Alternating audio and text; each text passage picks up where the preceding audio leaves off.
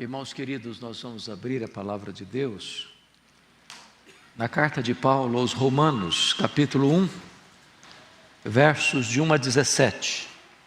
Romanos, capítulo 1, versos de 1 a 17.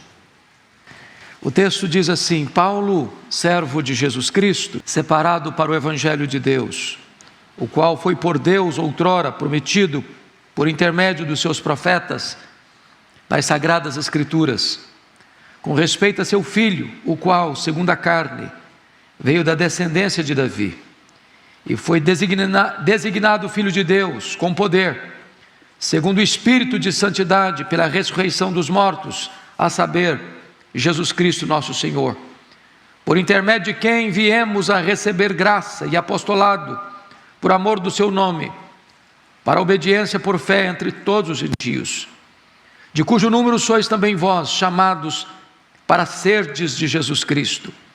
A todos os amados de Deus que estáis em Roma, chamados para serdes santos, graça a vós outros, e paz da parte de Deus, nosso Pai, e do Senhor Jesus Cristo. Primeiramente dou graças a meu Deus, mediante Jesus Cristo, no tocante a todos vós, porque em todo o mundo é proclamado a vossa fé, porque Deus a quem sirvo, em meu espírito, no Evangelho de seu Filho, é minha testemunha de como incessantemente faço menção de vós, em todas as minhas orações, suplicando que, em algum tempo, pela vontade de Deus, se me ofereça boa ocasião de visitar-vos, porque muito desejo ver-vos, a fim de repartir convosco algum dom espiritual, para que sejais confirmados, isto é, para que em vossa companhia reciprocamente nos confortemos por intermédio da fé mútua vossa e minha. Porque não quero, irmãos, que ignoreis que muitas vezes me propus ir ter convosco, no que tenho sido até agora impedido, para conseguir igualmente entre vós algum fruto, como também entre os outros gentios. Pois sou devedor tanto a gregos como a bárbaros, tanto a sábios como a ignorantes. Por isso, quanto está em mim, estou pronto a anunciar o Evangelho também a vós outros em Roma. Pois não me envergonho do Evangelho, porque é o poder de Deus para a salvação de todo aquele que crê, primeiro do judeu e também do grego. Visto que a justiça de Deus se revela no Evangelho, de fé em fé, como está escrito, o justo viverá por fé. Amém. Irmãos amados, o apóstolo Paulo, além de ser o maior plantador de igrejas da história do cristianismo, e certamente o maior teólogo e pastor da história do cristianismo, ele foi também o maior escritor do Novo Testamento. Dos 27 livros do Novo Testamento, Paulo escreveu 13. O apóstolo Paulo escreve esta carta, e esta carta é a mais robusta epístola que Paulo escreveu. Esta carta é o livro que talvez mais tenha influenciado a história do cristianismo ao longo desses séculos. Chegou a ponto de John Murray afirmar que esta carta é a exposição e a própria defesa do Evangelho. John Stott chamou a carta aos Romanos de o manifesto cristão. E mais tarde, F. Bruce chega a dizer que Romanos é certamente o Evangelho segundo o apóstolo Paulo. Alguém disse com certa razão que doutrinariamente a carta aos Romanos é a obra mais importante escrita na história da humanidade. Os estudiosos chegam a considerar esta carta como a cordilheira do Himalaia de toda a revelação bíblica. Quando você vai para a história da igreja, é notório a influência dessa carta. Por exemplo, acho que todos vocês conhecem a história de Aurélio Agostinho. Agostinho foi o grande expoente dos pais da igreja, no quarto e no quinto século. Ele era um homem muito culto, ele era um professor de oratória. A sua mãe era cristã, orava por ele há muitos anos, mas ele tinha uma vida devassa. Até o dia que no ano de 386, alguém diz para ele: toma e lê. E era um texto de Romanos, capítulo 13, versos 13 e 14. E quando ele lê esse texto de Romanos, a luz ilumina seus olhos, o coração dele é tocado, a vida dele é transformada, e ele vai se transformar no maior expoente da igreja cristã no período dos pais da igreja.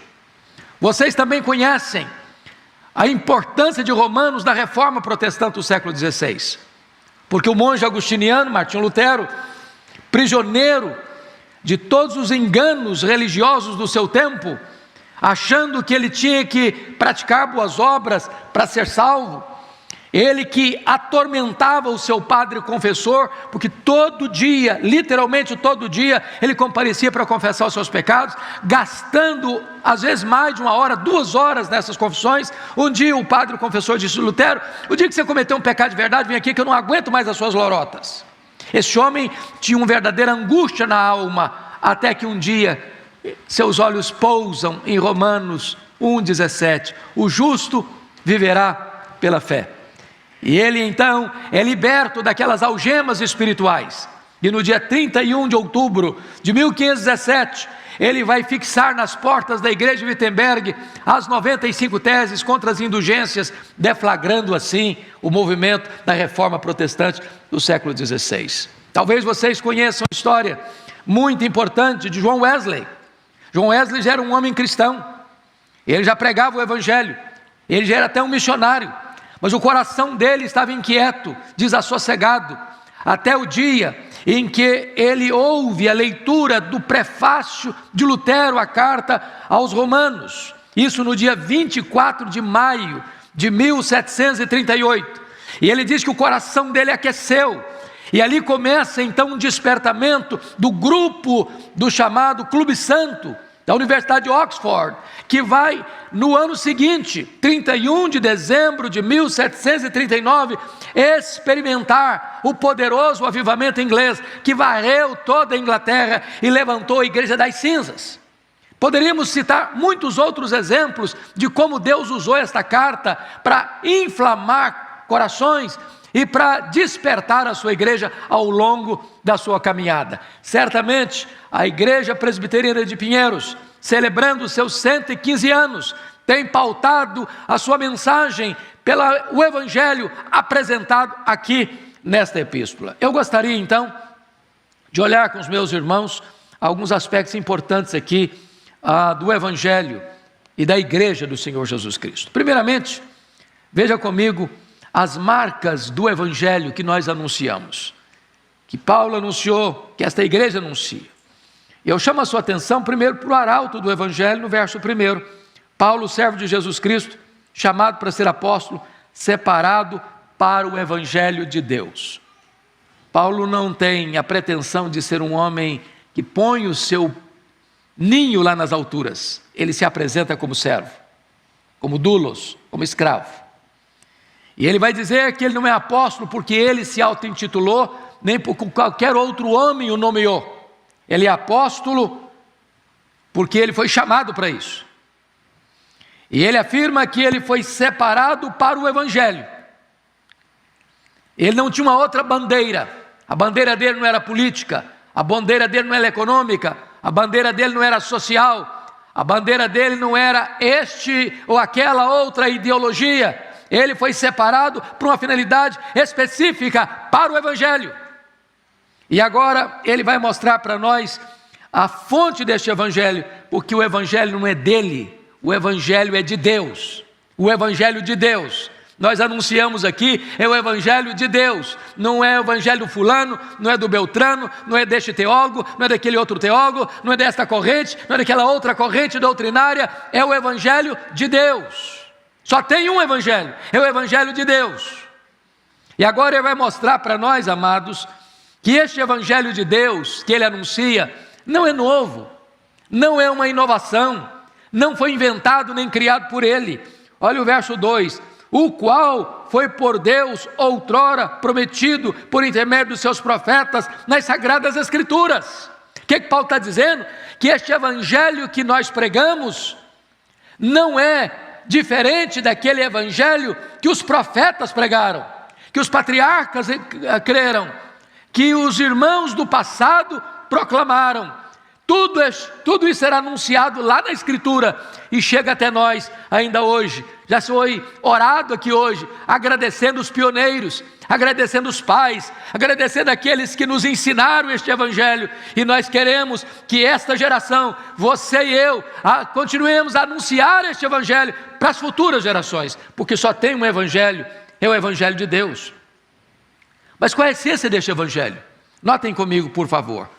Versículo 3, com respeito a seu filho, o qual segundo a carne veio da descendência de Davi e foi designado filho de Deus com poder, segundo o Espírito de Santidade, pela ressurreição dos mortos, a saber, Jesus Cristo nosso Senhor. Então vamos entender aqui, o evangelho é de Deus, o evangelho é antigo, mas o evangelho é centrado na pessoa de Jesus Cristo, é a sua encarnação, é a sua morte, é a sua ressurreição, é o seu senhorio. Nós não temos outra mensagem, nós não temos outra palavra a não ser anunciar Cristo, o Filho de Deus, que desceu do céu, sendo Deus se fez homem, sendo rei se fez servo, sendo infinito tornou-se finito, sendo santo, santo, santo, veio para se fazer pecado por nós, sendo bendito eternamente, foi feito maldição por nós, morrendo por nós, ressuscitando para nossa justificação, estando à destra da direita de Deus, intercedendo por nós, reinando sobre a igreja, de onde há de vir para julgar os vivos e os mortos.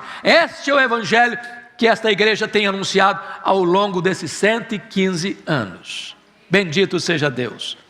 Mas notem vocês, amados irmãos, que este evangelho tem uma abrangência. Olha comigo o verso 5. Por intermédio de quem viemos a receber graça e apostolado por amor do seu nome, para a obediência por fé entre todos os gentios. Este evangelho precisa alcançar o mundo inteiro. A Igreja Presbiteriana de Pinheiros tem reconhecido a sua vocação. Ela entende que este evangelho não é apenas para esta comunidade, nem apenas para esta cidade, nem apenas para esta nação. Louvado seja Deus pela vocação missionária desta igreja. Louvado seja Deus porque esta igreja, ao mesmo tempo que se preocupa com a sua Jerusalém, com a sua Judeia, com a sua Samaria, tem seus olhos também voltados para os confins da terra. Bendito seja Deus, porque este evangelho é o evangelho que precisa ser proclamado e anunciado em todo o mundo. Agora notem comigo, irmãos, as marcas da verdadeira igreja. O que é uma igreja? Então vamos ver. Primeiro, versículo 7, confira comigo. A igreja é o povo amado de Deus, a todos os amados de Deus. Eu queria muito que você compreendesse essa verdade bendita, porque às vezes, muita gente é tomado por um sentimento de complexo de inferioridade, de autoestima lá no chão, e fica olhando diante das lutas da vida. Meu Deus, por que eu estou passando por isso? Tanto problema, tanta dificuldade, tanta aflição, tanta ansiedade, tanto medo. Entenda uma coisa, você é amado por Deus. A pessoa mais importante do universo ama você. O Criador do universo ama você. Aquele que morreu na cruz ama você. O Espírito Santo que habita em você ama você. Essa é a marca da igreja, é o povo amado de Deus. Mas notem mais, que a igreja é o povo chamado para ser propriedade de Deus. Olha aí no verso 6, de cujo número sois também vós chamados para serdes de Jesus Cristo. Você tem dono. Você é propriedade exclusiva de Jesus Cristo. Você foi criado por Ele e você foi comprado por Ele. Você é dele por duas razões. Ele criou você e Ele comprou você. Ele é dono. Você é propriedade exclusiva dele. Você tem valor. É por isso que a Bíblia diz que quem toca em você, toca na menina dos olhos de Deus, porque você é propriedade exclusiva dele. Mas mais do que isso, olhe comigo em terceiro lugar, a igreja é o povo chamado para ser santo. No versículo 7 está escrito isso: chamados para ser de santos. Meu amado irmão, você e eu fomos chamados, convocados, e é isso que significa igreja, eclesia, ek para fora, kletos, chamado. Você foi chamado para fora do mundo, para ser diferente do mundo. Você está no mundo, mas você não é do mundo. Você é sal da terra, você é luz do mundo, você é perfume de Cristo. Você é diferente neste mundo que se corrompe em trevas. Você é chamado para viver uma vida separada para Deus. E isso significa chamado para ser santo. Mas mais do que isso, olha comigo em quarto lugar, que a igreja é o povo que recebe graça e paz. Toda pessoa que tem graça experimenta paz. Toda pessoa que experimenta paz é porque tem graça. Não tem paz sem graça e não tem graça sem paz. A graça de Deus que alcançou você é a raiz. O fruto desta graça é a paz. Então Deus chamou você para experimentar a salvação e a reconciliação com Deus. Mas eu quero concluir essa questão da igreja, olhando para você que igreja de Deus, igreja de Cristo, é a igreja também que dá testemunho da sua fé. Olha o verso 8 comigo. Primeiramente dou graças a meu Deus, mediante Jesus Cristo, no tocante a todos vós, porque em todo o mundo é proclamada a vossa fé. Irmãos, a igreja não é apenas um reservatório das bênçãos, onde ele recebe a bênção e a retém. A igreja é um povo que foi alcançado pelo Evangelho, e ao ser alcançado pelo Evangelho, ele se transforma em instrumento para levar o Evangelho em todo o mundo. Não é apenas o pastor, não é apenas a liderança, cada membro, cada pessoa que compõe a igreja de Deus tem esta missão de testemunhar a sua fé no mundo todo. E eu não sei se você concorda comigo, mas nós vivemos, penso eu, na geração mais privilegiada da história da humanidade. Esta igreja, vocês sabem disso, tem um canal de YouTube, já beirando a 800 mil seguidores. Esta igreja está colocando legenda nos seus sermões, já em inglês, em russo, em mandarim, em francês. E esta igreja então está abrindo janelas para o mundo todo, para que esta palavra chegue, porque esta é a missão da igreja. Ela precisa ser testemunha até os confins da terra. E esta igreja quer continuar tendo esta vocação missionária, porque isso é ser igreja do Senhor Jesus Cristo. Mas agora eu gostaria de pensar um pouco com você sobre a questão do evangelho que esta igreja anuncia. Primeiramente, Paulo proclama aqui o compromisso que ele tem com esse evangelho. E o primeiro compromisso está no versículo 14. Ele diz: eu sou devedor, tanto a gregos como a bárbaros. Depois ele diz no verso 15: pois eu estou pronto a anunciar o evangelho também a vós outros em Roma. Depois ele diz no verso 16: pois eu não me envergonho do evangelho. São três atitudes dignas de nota. Primeiro, eu sou devedor. Segundo, eu estou pronto. Terceiro, eu não me envergonho. Irmãos amados, imaginem vocês este exército de homens e mulheres aqui presentes nesta manhã, compreendendo esta verdade. Você é devedor. Você deve estar pronto. Você não pode se envergonhar. Este evangelho precisa chegar lá na ponta da empresa, do escritório, do hospital, do comércio, da indústria, do campo. Não importa onde você vai, na sua parentela, na sua vizinhança, no seu bairro, na sua rua, no seu prédio, no seu condomínio, na sua escola, na sua universidade. Você dizer assim: eu sou devedor, eu não posso reter, eu preciso levar este evangelho. É um legado que Deus deu para você, é uma herança que Deus deu para você, e você precisa passar com fidelidade para outra pessoa. E você dizer: eu estou pronto, com saúde, com doença, com prosperidade, com adversidade, com folga, com aperto, com problema, sem problema. Eu preciso levar essa palavra. Eu sou devedor e eu estou pronto. E mais, eu não me envergonho, ainda que as pessoas zombem, escarneçam, critiquem, neguem. Eu não me envergonho do Evangelho. Mas por que ele não se envergonha do Evangelho? Primeiramente, meus irmãos, porque o Evangelho é o poder de Deus para a salvação de todo aquele que crê. Como é poderoso o Evangelho. Eu estava compartilhando hoje com o pastor Arival, com os meus irmãos presbíteros que estavam no gabinete. Ontem eu estava pregando numa igreja aqui em São Paulo. E neste ano de pandemia, de lutas, onde tantas igrejas fecharam as suas portas, aquela igreja saiu de 850 membros para 1.925 membros.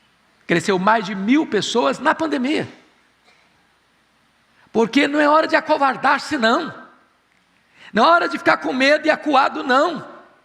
A hora da crise, a hora da igreja, ser mais ousada, ser mais corajosa, ser mais intrépida, ter mais planos, de alcançar mais gente. E onde este evangelho é pregado, irmãos, pessoas são convertidas. Se prega o evangelho, haverá conversões.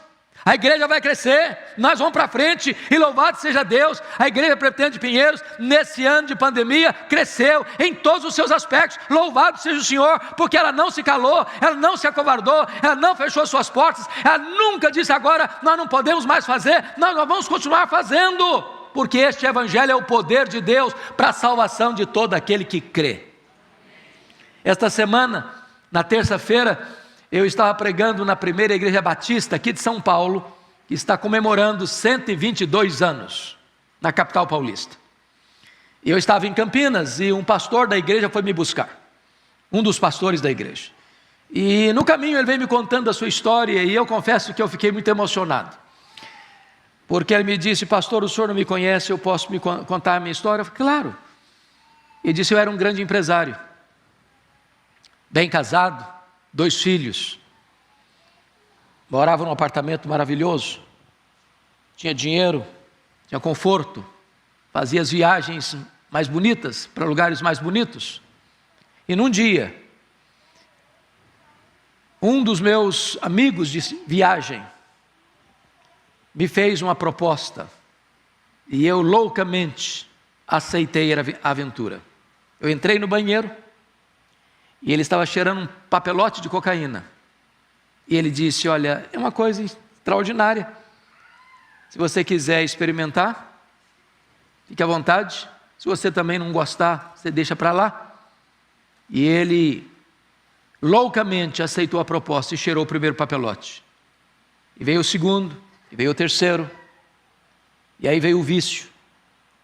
E aí ele não conseguia mais contornar a situação, veio a crise familiar, veio a crise conjugal, veio o colapso nos negócios, vieram 10 internações, nas mais diferentes clínicas, daqui a pouco veio o crack, daqui a pouco veio a total dependência, e ele vendo a sua família sendo desconstruída diante dos seus olhos.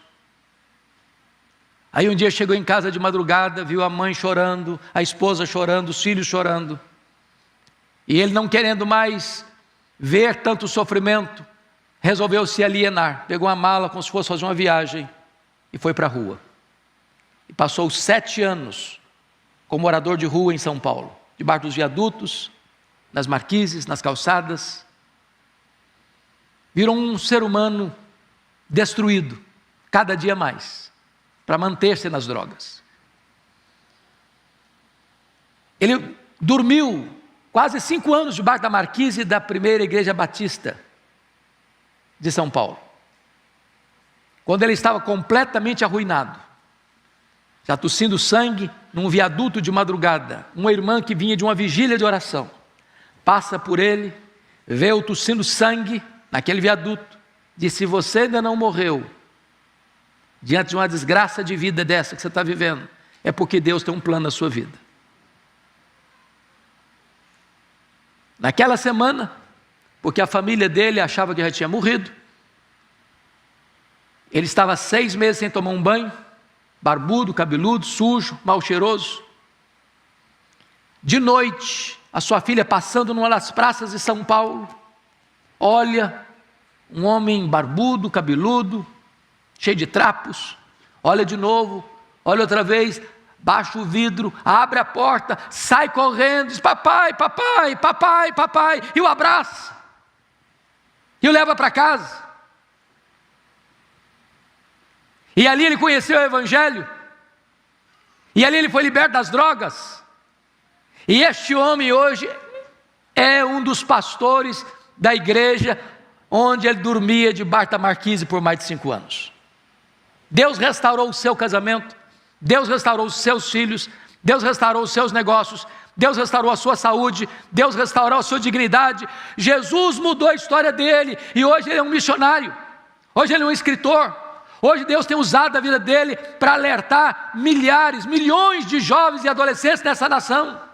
Sabe o que significa isso, irmão? É o poder do Evangelho de Jesus Cristo, que pega uma pessoa que é sucata humana e transforma esta pessoa num instrumento de bênção para o mundo. Que poder tem este Evangelho? Ele é o poder de Deus para a salvação de todo aquele que crê. É neste Evangelho que se revela a justiça de Deus. Quando você crê neste Evangelho, a Bíblia diz que Deus declara você justo. Deus declara você quites com a lei, quites com a justiça. Declara você perdoado e coloca na sua conta toda a infinita justiça de Cristo, e você agora então está sem qualquer condenação sobre a sua vida, porque você está com seu nome no livro da vida, você está com o Espírito Santo habitando em você, selado pelo Espírito Santo como propriedade exclusiva de Deus. Este é o Evangelho que nós anunciamos, este é o Evangelho das Escrituras, este é o Evangelho que tem sustentado esta igreja 115 anos, e este é o Evangelho que esta igreja certamente vai desejar continuar pregando, até que Jesus Cristo volte para nossa resgate, para estarmos para sempre com Ele. Deus nos ajude, Deus nos abençoe, amém.